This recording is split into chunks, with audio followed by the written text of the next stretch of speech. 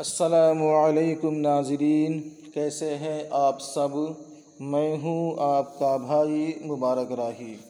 साथियों, राही informative channel पर आप सभी साथियों का पुरज़ोर इस्तक़बाल है, खैर मक़दम है, वेलकम है, स्वागत है।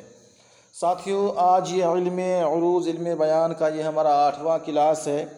इनमें कुछ मोटी मोटी बातें जो रह गई थी, जो आपके एग्ज़ाम में पूछे जाने वाला है, उनका क्लास लेकर के आज हम हाजिर हो चुके हैं।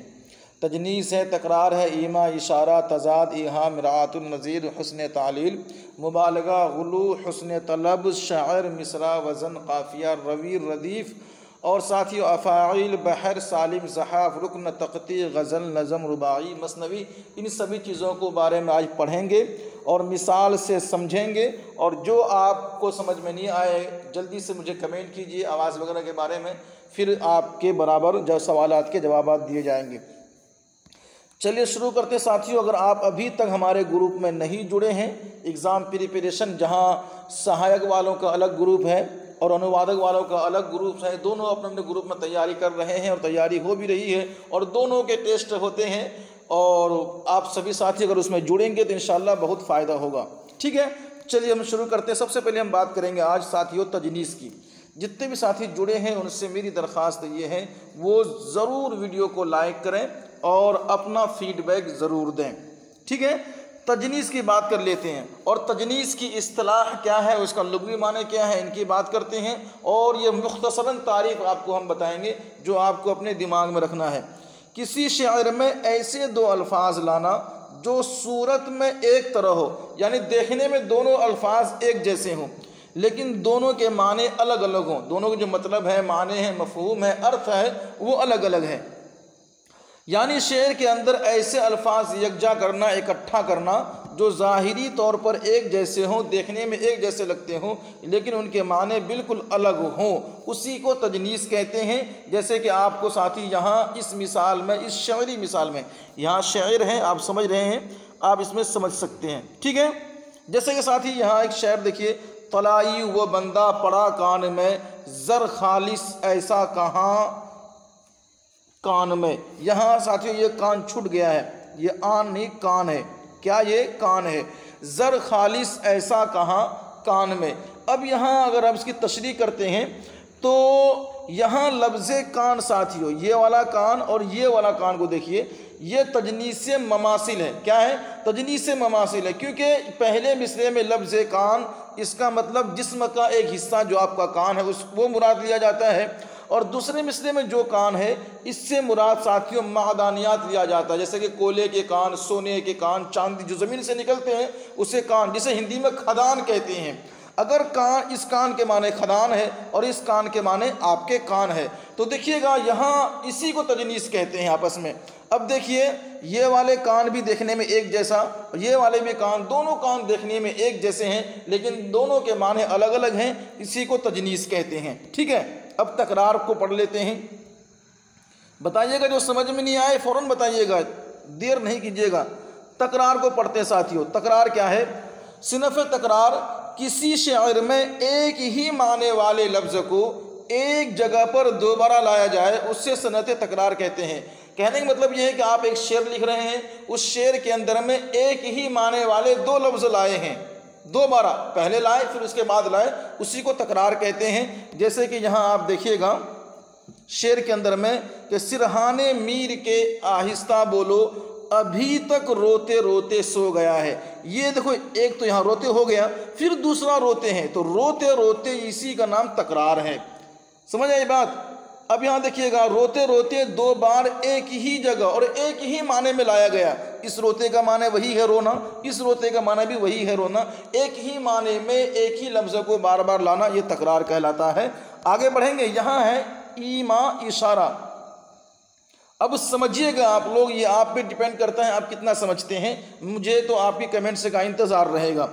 अगर किनाया में ना वास्ता हो ना ही कुछ पोशीदगी हो, अगर किनारी इशारा जो आप करेंगे शेर के अंदर में, उसमें कोई वास्ता ना हो, یعنی کوئی بھی کسی کا کوئی ذریعہ، کوئی سروت، کوئی واسطہ نہ ہو، اور کچھ پوشیدگی، کچھ چھپایا بھی آپ نے اس کے اندر میں نہیں ہے، اسی کو ایما اشارہ کہتے ہیں۔ یعنی آپ نے ایک ایسا اشارہ کیا جس کے اندر میں کچھ بھی چھپی ہوئی بات نہیں ہے، ایک دم کھلی کتاب کی طرح ہے، اسی کو ایما اشارہ آپ کہہ سکتے ہیں۔ جیسے کہ یہاں دیکھیے گا کہ یاروں کو کرتی اغیار تو ہے، دیکھیے گا یہاں پہ یاروں کو کرتی اغیار تو ہے، چلواتی گھر گھر تلوار تو ہے۔ اس شعر میں آپ دیکھیے گا، اگر میں تشریح کروں تو اس شعر کے اندر میں کہ گھر گھر تلوار چلانا یہ اشارہ کیا گیا ہے۔ گھر گھر تلوار چلانا کیا ہے؟ یہ اشارہ کر رہا ہے، اور اس سے صاف مراد ہے کہ گھر کے اندر میں جھگڑا پیدا کرنا اور عداوت پیدا کرنا، یہ یہاں اس بات کا اشارہ ہے۔ تو یہاں اس اشارے میں کسی بھی چیز کی مطلب پوشیدگی نہیں ہے۔ تلوار چلانے کا مطلب ہی یہ ہے گھر میں جھگڑا کرانا، جب کچھ پوشیدہ نہیں ہے تو پھر بات برابر ہے۔ تضاد کو پڑھیے گا، آپ لوگ پڑھے لکھے ہوں گے، تضاد کے بارے میں پڑھتے ہیں ساتھیوں۔ کسی شعر کے اندر ایسے دو الفاظ کا لانا، دو الفاظ بولوں میں، دو لفظ لانا جو معنی کے لحاظ سے ایک دوسرے کے ضد اور مقابل کو ہو، یعنی آپ ایک شعر آپ نے لکھا ہے، اس میں آپ نے دو لفظ استعمال کیا ہے، اور دونوں لفظ کیا ہے؟ ایک دوسرے کا ضد ہے، ایک لڑکا ہے تو ایک لڑکی ہے، ایک بوڑھا ہے تو ایک بوڑھی ہے، مطلب اپوزٹ ورڈ ہے، ٹھیک ہے۔ جیسے کہ ساتھی یہاں ہے، پڑھیے اس کو، جیسے کہ جو آ کے نہ جائے وہ بڑھاپا دیکھا، جو جا کے نہ آئے وہ جوانی دیکھی۔ یہاں بڑھاپا اور بڑھاپے کی ضد کیا ساتھیوں؟ جوانی ہے، تو دونوں کی تضاد آیا نا، جوانی کی تضاد بڑھاپا، بڑھاپے کی تضاد جوانی، اسی کو ساتھی کیا کہتے ہیں؟ صنعت تضاد کہتے ہیں۔ اب دیکھیے گا، اگر تشریح کرنے کو کہا جائے، تشریح مختصر کیجیے گا کہ اس شعر میں جوانی اور بڑھاپا ایسے لفظوں کا استعمال کیا گیا ہے جو معنی کے لحاظ سے دونوں ایک دوسرے کیا ہیں؟ اپوزٹ ہیں، یعنی کہ ازداد ہیں، ضد ہیں۔ ایہام پڑھتے ساتھیوں، ایہام اگر آپ کو یاد ہے تو ٹھیک ہے، نہیں یاد ہے یہ PDF منگا لیجیے گا، دیکھ لیجیے گا، رٹ لیجیے گا، اچھا رہے گا۔ ایہام کے معنی وہم میں ڈالنا، کیا ہے؟ ایہام کے معنی کیا ہے؟ وہم میں ڈالنا اور چھپانا ہے۔ لیکن اصطلاح شاعری میں ایہام اس کلام کو کہتے ہیں جس میں ایسے الفاظ استعمال کیے گئے ہوں جن کے دو معنی ہوں۔ کیا سمجھا؟ آپ جو شعر پڑھ رہے ہیں اس میں دو الفاظ کا ایسے استعمال کیا گیا ہے جو الفاظ بھی الگ ہیں اور اس کے معنی بھی الگ الگ ہیں، یعنی ایک ہی الفاظ کے دو معنی ہو اور دونوں معنی الگ الگ ہیں۔ جیسے کہ ایک معنی قریب کا ہوگا، ایک معنی بعید کا، تو قاری یعنی کہ پڑھنے والے آپ بھی ہو سکتے ہیں، ہم بھی ہو سکتے ہیں، سامعین سننے والے، تو پڑھنے والے کے ذہن میں، سننے والے کے ذہن میں فوراً قریب کی طرف اس کا دھیان آ جائے، اور لیکن جو جس نے لکھا ہے ان کا مراد بعید، دور ہو، ان کا مراد کیا ہو؟ دور ہو۔ آپ سیدھی سی لفظوں میں یوں سمجھیے، آپ ایک جملہ استعمال کر رہے ہیں شعری انداز کے اندر میں، اس میں آپ نے اشارہ کیا ہے، اور اس اشارے سے جو لفظ آپ نے استعمال کیا ہے اس لفظ کے دو معنی نکلتے ہیں، ایک معنی قریب کا اور ایک معنی بعید کا۔ جب کوئی پڑھنے والا انہیں پڑھتا ہے تو ان کو لگتا ہے کہ یہ معنی قریب کا ہے، لیکن جنہوں نے لکھا ہے اصل میں وہ معنی بعید کا ہے، یعنی دور کا ہے۔ اسی کو ساتھ کیا بولتے ہیں؟ ایہام بولتے ہیں، ٹھیک ہے۔ چلیے اب مراعات النظیر اگر ہم دیکھیں گے ساتھیوں، مراعات النظیر آپ نے پڑھا ہوگا، آپ کو معلوم ہوگا، کلام یا شعر میں چند ایسے الفاظ کا ذکر کرنا جن میں باہم مناسبت ہو، تضاد یا تقابل کی نسبت نہ ہو، اسے کیا کہتے ہیں ساتھیوں؟ پھر سے پڑھیے گا، کلام یا شعر میں چند ایسے الفاظ کا ذکر کرنا جس میں باہم مناسبت ہو، تضاد نہ ہو۔ یوں صاحب سمجھ لیجئے، آپ نے ایک شعر پڑھا یا آپ نے ایک شعر لکھا، اس میں جو آپ نے شعر لکھا ہے اس میں تضاد والے کوئی الفاظ نہ ہو، تقابل والے کوئی الفاظ نہ ہو، لیکن پھر بھی ایک دوسرے سے مناسبت رکھتا ہو، ایک دوسرے سے لفظ میں جوڑ ہو، اسی کو مراعات النظیر کہتے ہیں ساتھیوں، ٹھیک ہے۔ اور ان کی جو ایک شعر لکھتے ہیں نا مراعات النظیر کی، جیسے کہ اڑالی طوطیوں نے، قمریوں نے، اندلیپوں نے، چمن والوں نے مل کر لوٹ لی طرز فغاں میری۔ اس شعر میں طوطی، قمر، اندلیب، بلبل، یہ سبھی ساتھی کیا ہیں؟ مراعات النظیر کے مثال ہیں۔ چلیے چلیے میں آپ کو وہ شعر میں دکھا دیتا ہوں. اب جیسے کہ یہاں مثال کے طور پہ ہے آسمان کے ساتھ چاند ستارے. آپ نے جو آپ ایک شعر لکھ رہے ہیں اس شعر میں آپ نے آسمان کا ذکر کیا ہے، لیکن جب آسمان کا آپ نے ذکر کیا ہے ساتھ ساتھ میں چاند کا، ستارے کا، بادل کا، سورج کا بھی آپ نے ذکر کیا ہے. یہ جتنے بھی الفاظ ہیں ایک دوسرے کے مترادف تو نہیں ہیں. مترادف کہتے ہیں تضاد. چاند کی تضاد سورج آئے گی، ستارے کا بھی کچھ اور ہوگا، بادل کا بھی کچھ اور ہوگا، لیکن تضاد نہیں ہے، ایک دوسرے کا تقابل بھی نہیں ہے، مد مقابل بھی نہیں، تضاد بھی نہیں، لیکن مناسبت ہے. آسمان سے جڑا ہوتا ہے چاند، چاند سے جڑے ستارے، ستارے سے جڑے بادل، اور انہی چاند سے جڑے ہوئے سورج بھی ہوتے ہیں. تو آپس میں کیا ہے؟ متضاد ہے. اسی طرح ساتھیوں باغ کے بارے میں لکھتے ہیں، چمن کے بارے میں اگر آپ لکھیں گے تو چمن کے ساتھ جڑا ہوتا ہے باغبان، گلخار، بلبل، طوطی، یہ سب جڑا ہوا ہوتا ہے. اگر آپ کے شعر میں شراب کا ذکر ہے تو شراب کے ساتھ مے خانہ، اور اسی طرح ساتھیوں مے قدا، یہ دیکھو سعدی لکھا گیا ہے. کیا لکھا جاتا ہے شراب کے ساتھ ساتھیوں؟ مے خانہ، اور لکھا جاتا ہے ساقی. کیا لکھا ہوتا ہے؟ یہ سعدی لکھا گیا ہے، لکھا جاتا ہے ساقی. کیا لکھا رہتا ہے؟ ساقی. یاد رکھیے گا ساقی معلوم ہے نا، سین، الف اور قاف. کیا ہے؟ ساقی. اور ساگر وغیرہ کا ذکر ہوتا ہے. ٹھیک ہے، ساگر. اب یہ ساگر ساتھی یہاں پہ گاف سے لکھا گیا ہے، آپ کو ساگر لکھنا ہے غین سے. کس سے لکھنا ہے؟ غین سے لکھنا ہے. یہ ساقی اور ساگر غلط ہے، یاد رکھیے گا. تو یہ ساقی ہے اور یہ ساگر ہے، ساگر وغیرہ کا ذکر کرنا. اب آگے پڑھتے ہیں، اس کو تھوڑا سمجھتے ہیں. دیکھیے میں نے یہاں پہ بتایا تھا نا، مثال آپ کو شعر پڑھ کے بتایا تھا. یہ شعر دیکھیے گا. اڑا لی طوطیوں نے، قمریوں نے، اندلیپوں نے، چمن والوں نے مل کر لوٹ لی طرز فغاں میری. تو اس شعر میں چمن، اسی طرح ساتھیوں طوطی اور قمری، اندلی، بلبل وغیرہ کا ذکر کیا گیا ہے. ان سبھوں میں باہم مناسبت ہے، لیکن ساتھ ساتھ تضاد بھی نہیں، تقابل بھی نہیں ہے. ٹھیک ہے، اسی کو مراعات النظیر کہتے ہیں. چلیے وقت کافی لے لیا ہم نے آپ سے، اتنا وقت خیر ہمیں لینا نہیں چاہیے تھا. حسن تعلیل کی ساتھ یہ بات کرتے ہیں، کسی بات کی ظاہری یا پسندیدہ حالات بیان کرنا جو کہ حقیقی علت نہ ہو، اسی کو حسن تعلیل کہتے ہیں. کسی بات کی ظاہری یا پسندیدہ، آپ کچھ بات لکھ رہے ہیں شعر میں، اس کی ظاہری اور پسندیدہ حالات اس انداز میں آپ نے بیان کر دیا جس کے اندر میں کوئی بھی علت چھپی ہوئی نہ ہو، اسی کو حسن تعلیل کہتے ہیں. آپ اگر شعری انداز میں پڑھیں گے تو یہ دیکھیے کہ بے سبب زلزلہ عالم میں نہیں آتا، کوئی بیتاب تہ خاک تڑپتا ہوگا. سمجھ رہے ہیں آپ؟ حسن تعلیل. اس شعر میں شاعر نے، اس شعر میں اگر آپ کو تشریح کرنے کو کہا جائے تو تشریح اس طرح کیجیے گا کہ اس شعر میں شاعر نے زلزلہ آنے کی علت یہ بتائی ہے کہ زمین کے اندر کوئی تو ہے، کوئی تو بیتاب ہو کے تڑپ رہا ہے جو یہ زلزلہ آ رہا ہے. ایک وجہ بتائی ہے اور وجہ بھی وہ صحیح ہے. ٹھیک ہے، چلیے آئیے آگے چلیں گے. یہ سبب جو ہے ضروری اور پسندیدہ سبب ہے. اور تجاہل عارفانہ، چلیے تجاہل عارفانہ آپ پڑھیں گے اس کے بارے میں. تجاہل عارفانہ، کسی بات کے بارے میں واپسی پر، کسی بات کے بارے میں واقفیت، یہاں واپسی لکھا گیا. دیکھیے جلدی بازی میں کام شیطانیت کا ہوتا ہے اور کافی شیطان اثرات کرتے ہیں.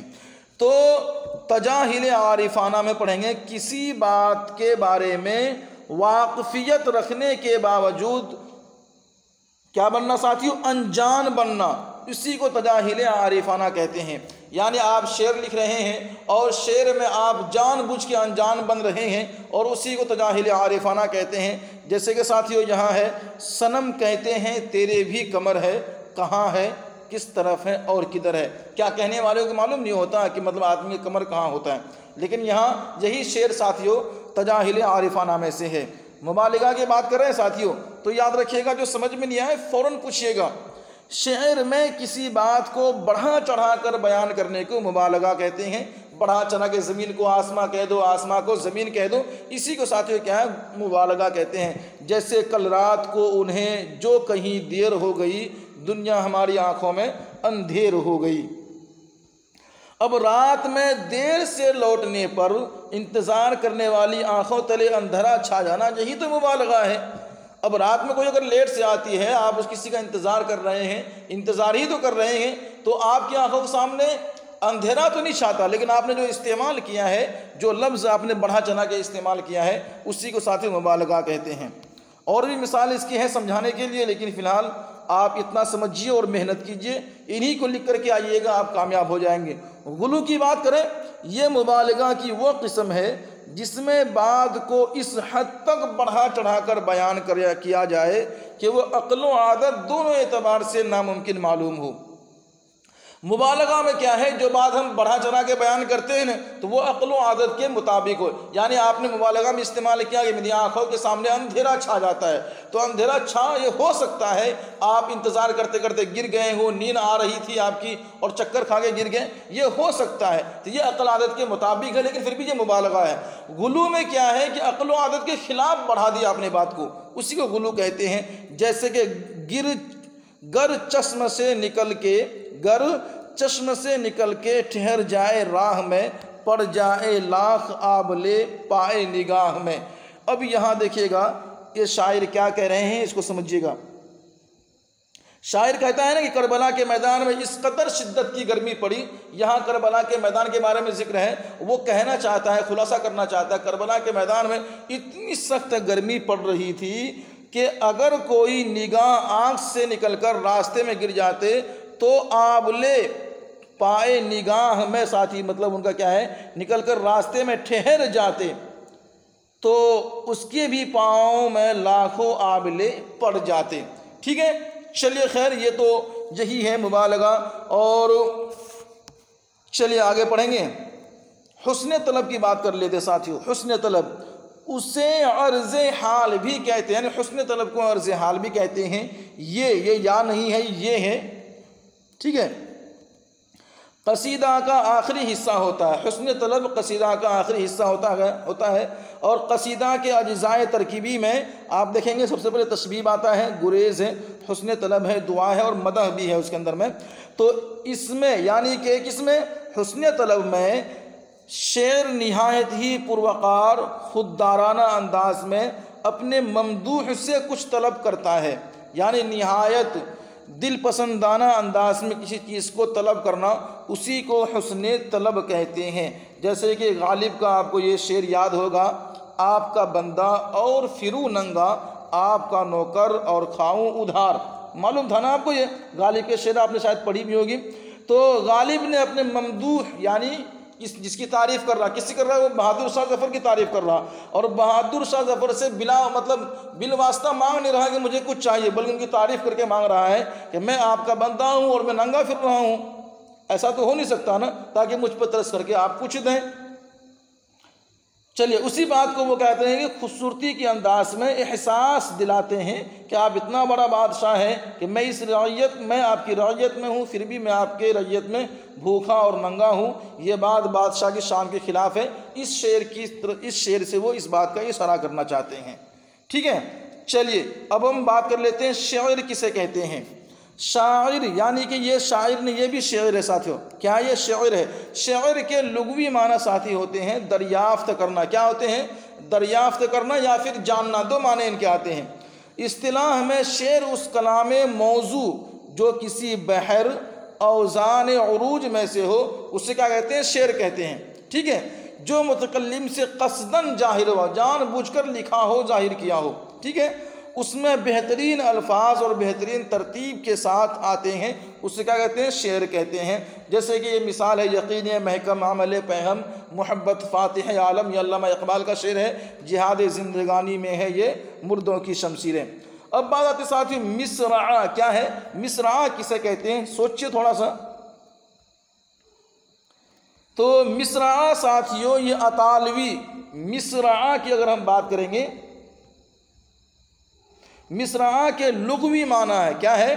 مصرعہ کیا لغوی معنی آپ کو بتانا، طالبین لغوی کیا ہے؟ مصرع کا لغوی معنی ہے دروازہ کا ایک پٹ. آپ پٹ یاد رکھیے نہیں، مصرع کا لغوی معنی ہے دروازہ کا ایک پٹ. جس طرح دو پٹ کے ملنے سے ایک دروازہ مکمل ہوتا ہے، اسی طرح دو مصرعوں کے ملنے سے ایک شاعر کا ایک شعر مکمل ہو جاتا ہے. یہاں بھی ہے ایک شعر مکمل ہو جاتا ہے. جیسے کہ ساتھیو، خودی کو کر بلند اتنا، ہر تقدیر سے پہلے خدا بندے سے پوچھے بتا تیری رضا کیا ہے. وزن کی بات کریں تو وزن آپ کو یاد رکھنا ہے. وزن کی تعریف، وزن کے لغوی معنی آتے ہیں تولنا، لیکن شاعری کی اصطلاح میں دو کلموں کو، دو کلمے کے سکون اور حرکات میں برابر ہونے کو وزن کہتے ہیں. ٹھیک ہے، چلیے اب بات کرتے ہیں قافیہ. آپ کو معلوم ہے قافیہ کسے کہتے ہیں، پھر بھی آپ جلدی سے رٹیے اس کو. قافیہ کی لغوی معنی ہے پیچھے آنا، لیکن اصطلاح شاعری میں قافیہ اس مجموعہ حروف کو کہتے ہیں جو غزلوں اور قصیدوں وغیرہ کے مطلع یعنی پہلے دو شعر کے دونوں مصروں میں اور بقیہ اشعار کے دوسرے مصروں میں بار بار آتا، اسی کو قافیہ کہتے ہیں. جیسے آپ یہاں دیکھ سکتے ہیں، کس ناز کس انداز سے تم ہائے چلو. آپ نے سنا تھا نا اس کو، آپ کو یاد بھی ہوگا شاید یہ شعر. اور روز ایک غزل ہم سے کہلوائے چلو، رکھنا ہے کہیں پاؤں تو رکھو ہو، کہیں پاؤں چلنا ذرا آئے تو اترائے چلو ہو. یہ کیا ہے؟ قافیہ ہے. تو یہ دیکھیے، یہ تیسری لائن ہے، یہاں پہ قافیہ نہیں ہے، چوتھی میں ہے اور پہلے دو میں قافیہ ہے. چلیے روی کی بات کرتے ساتھیوں. تو روی کے لغوی معنی ہیں رسی. کیا ہے؟ روی کے لغوی معنی ہوتے ہیں رسی، یعنی وہ رسی جس پر سامان بندھا جائے. ٹھیک ہے، لیکن شعری اصطلاح میں قافیہ کے اصلی اور آخری حرف روی کہلاتا ہے. اب ردیف کی بات کیجئے، اس کو بھی یاد رکھیے گا کیونکہ آپ کو یہاں تعریف لکھنی پڑے گی. ردیف تو صدیف لکھا گیا. دیکھیے ردیف کے لغوی معنی ہے ساتھیوں کسی کے پیچھے سوار ہونا، لیکن اصطلاح شاعری، سالاری لکھا گیا، اصطلاح شاعری میں ردیف اس آخری لفظ کو کہتے ہیں جو تبدیل نہیں ہوتا، اشعار میں بار بار آتا ہے. اب بات کریں ساتھیوں افاعل کو. آپ لوگ سمجھ رہے ہیں نا؟ کمنٹ چاہیے مجھے، کسی مل نہیں رہا نا، کیا بات کریں آپ سے. افاعل کچھ فرضی الفاظ جس کے ذریعے الفاظ یا اشعار کا وزن ظاہر کیا جاتا ہے، اسے افاعل کہتے ہیں. ٹھیک ہے، چلیے یعنی افاعل وہ پیمانے ہیں جن پر الفاظ اور اشعار کا وزن معلوم ہوتا ہے. جیسے کہ حکایت اور عبادت دونوں ہم وزن ہیں. حکایت اور عبادت دونوں کیا ہیں؟ ہم وزن ہیں. بحر کی بات کریں اور اس کو سمجھنے کی کوشش کریں. بحر تو کئی ارکان کے مجموعے کو بحر کہتے ہیں. کی لکھا، کی نہیں، کئی ہے. کئی ارکان کے مجموعے کو کیا کہتے ہیں؟ بحر کہتے ہیں. بہتر لکھا گیا، بحر کہتے ہیں. یا دوسرے لفظوں میں جس میزان میں شاعر کو تولتے ہیں اس کا نام بحر ہے. ہر بحر میں کم از کم 2 یا 2 سے زیادہ 8 ارکان ہوتے ہیں. ارکان کا پورا یا ادھورا ہونے کے اعتبار سے بحروں کے مندرجہ ذیل اقسام ہیں، وہ بھی آپ کے سامنے آ رہا ہے. سالم آپ کو معلوم ہے نا، جس رکن اور بحر میں کوئی تغیر نہ ہو اسے سالم کہتے ہیں. جیسے کہ بنا کر فقیروں کا ہم بھیس غالب، تماشا اے اہل کرم دیکھتے ہیں. ٹھیک ہے، تو یہ سب کیا ہے؟ فعولن اگر آپ کو یاد ہوگا نا اس کے بحر کا، تو پھر آپ آرام سے ان کا ترتیب کر سکتے ہیں. یعنی کہ اس شعر کے دونوں مصرعوں کو 4 ارکان ہے اور ہر رکن فعولن کے وزن پر ہے، یعنی 8 بار فعولن اپنی سالمیت اور سالم حالت پر ہے، سالمیت پر ہے. ٹھیک ہے، چلیے زحاف کی بات کریں تو زحاف کے لغوی معنی ہے گرنا یا بچھڑ جانا. اصطلاح شاعری میں سالم یعنی اصل ارکان کسے کہتے ہیں ساتھیو؟ سالم یعنی اصل ارکان میں فیر و بدل، کمی زیادتی کو زحاف کہتے ہیں. جس رکن اور بحر میں زحاف ہوتا ہے اسے مزاحف کہتے ہیں. رکن پڑھیے، کسی مصرعے کا ٹکڑا جو مقرر افاعیل میں سے کسی ایک پر پورا اترے اسے رکن کہتے ہیں ساتھیوں. کیا وہ رکن کہلاتا ہے؟ رکن کہتے ہیں. جیسے کہ یہاں دیکھیے گا بہار آئی ہے اے ساقی پلا دے مجھ کو میں ساقی. اب یہاں تھوڑا سا آپ کو اس کا رکن بتانا ہے تو یاد رکھیے گا. اگر اس کی تشریح پوچھا جائے تو آپ کر لیجئے گا، بڑا ہی آسان ہے. اب اس شعر کے خاص جگہوں پر توڑ کر پڑھنے سے اس کے 4 ٹکڑے ہوتے ہیں اور چاروں ٹکڑے مفاعیلن کے وزن پر ہے اور یہی چاروں ٹکڑے اس شعر کے رکن ہوئے. تقطیع کی بات کیجئے گا. اگر آپ کو تقطیع کا سوال آ جائے یاد رکھیے گا، کیونکہ ایک صاحب نے مجھ سے پوچھا ہے تقطیع کے بارے میں. تو تقطیع کی تعریف یہ ہے، تقطیع کے لغوی معنی ہے ٹکڑے ٹکڑے کرنا. اصطلاح شاعری میں کسی شعر کو، یہاں شعر لکھا گیا، کسی شعر کو اس کے حرکات و سکنات کے اعتبار سے افاعیل کے مطابق ٹکڑے ٹکڑے کرنے کو تقطیع کہتے ہیں. چلیے غزل کے بارے میں پڑھتے ہیں. غزل کے لغوی معنی ہیں عورتوں سے بات چیت کرنا. اصطلاح شاعری میں غزل اس شاعری کو کہتے ہیں جس میں عشق و محبت اور ہجر و وصال وغیرہ سے مضامین بیان کیا جائے، اسے غزل کہتے ہیں. نظم ساتھیوں، نظم کے لغوی معنی موتی پرونا ہے. اصطلاح شاعری میں نظم اس کلام موضوع کو کہتے ہیں. اس کلام موضوع لکھا گیا ہے، اصل یہ موضوع ہے. کیا ہے؟ موضوع. ٹھیک، اس کلام موضوع کو کہتے ہیں جو کسی عنوان کے تحت لکھی جاتی ہے اور اس کا کوئی ایک موضوع ہوتا ہے.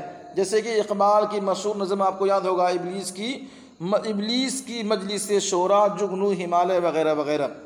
رباعی دیکھیے، رباعی کی تعریف یہ ہے کہ رباعی ایک چھوٹی مگر اہم صنف ہے. اس میں 4 مصرے یا 2 اشعار ہوتے ہیں. اس کا پہلا، دوسرا، چوتھا مصرع ہم قافیہ ہم ردیف ہوتا ہے. تیسرا ہم قافیہ ہونا اور ہم ردیف ہونا ضروری نہیں ہے. جیسے یہاں آپ کے پاس 4 مصرے ہوں گے، جیسے کہ اخلاص ناپاس دوستی زندہ ہے. ٹھیک ہے، زندہ ہے کوئی تو بس خودی زندہ ہے. ہوں فکر و نظر موت پہ اپنی ناملول. دیکھیے گا یہاں ہم قافیہ ہم ردیف، یہاں ہم قافیہ ہم ردیف. یہ تیسری لائن ہم قافیہ ہم ردیف نہیں ہے، لیکن چوتھی دیکھیے گا ان کے ماتم کو مظہری زندہ ہے. جمیل مظہری کی یہ نظم ہے. ٹھیک ہے، چلیے مثنوی کی بات کرتے ہیں جلدی سے ساتھیوں. کلاس آپ کی لمبی ہو گئی ہے اور یہ آخری کلاس ہے. اس کلاس کے بعد جو ہے کہ علم عروض کا اور کوئی کلاس بچے گا نہیں انشاءاللہ. آپ کا تمام چیزیں اس میں آپ کے حل ہو جائیں گے. پڑھیے یہاں دیکھیے سمجھیے کیا ہے مثنوی ساتھیوں. مثنوی عربی لفظ مثنیٰ سے بنا ہے جس کے معنی ہوتے ہیں 2 2 یا پھر گیا گیا. ٹھیک ہے، تو لیکن اصطلاح شاعری میں مثنوی اس نظم کو کہتے ہیں جس کے ہر شعر دونوں مصرے ہم قافیہ ہوتے ہیں. ان میں اشعار کی تعداد مقرر نہیں ہوتی. مقرر پوری مثنوی ایک ہی بحر میں لکھی جاتی ہے. اس میں اشعار کی تعداد مقرر نہیں، پوری مثنوی ایک ہی بحر میں لکھی جاتی ہے. اس میں عموماً کوئی قصہ، واقعہ، اخلاقی، عشقیہ مضامین پیش کیے جاتے ہیں ساتھیوں. تو یہ تھی چھوٹی سی کلاس آپ سبھی کے لیے. تو یہ ضرور آپ لوگ دیکھ لیجئے گا. دیکھنے کے بعد اپنا فیڈ بیک ضرور دیجئے گا. کچھ ٹائپنگ مسٹیکنگ ہے جلدی بازی میں، کیونکہ میں سفر میں ہوں اور حالات اس طرح سے ہیں کہ میں آپ کے سامنے لائیو بڑا مشکل سے پاؤں گا. تو جلدی سے اس کو پڑھیے، وقت کم ہے. انشاءاللہ بہت جلد آپ کے ایگزام ہونے والا ہے. اپنے دماغ میں رکھیے، اور PDF میں گروپ میں ڈال دوں گا تو آپ کو مل جائے گا. اس سے بار بار پڑھیے گا اور ساتھ ہی اپنے اپنے جواب ضرور دیجیے گا. ہمارے گروپ میں ضرور جڑیے گا اور اس چینل کو لائک سبسکرائبر کیجیے گا. دیجیے گا ساتھ ہی ہمیں اجازت.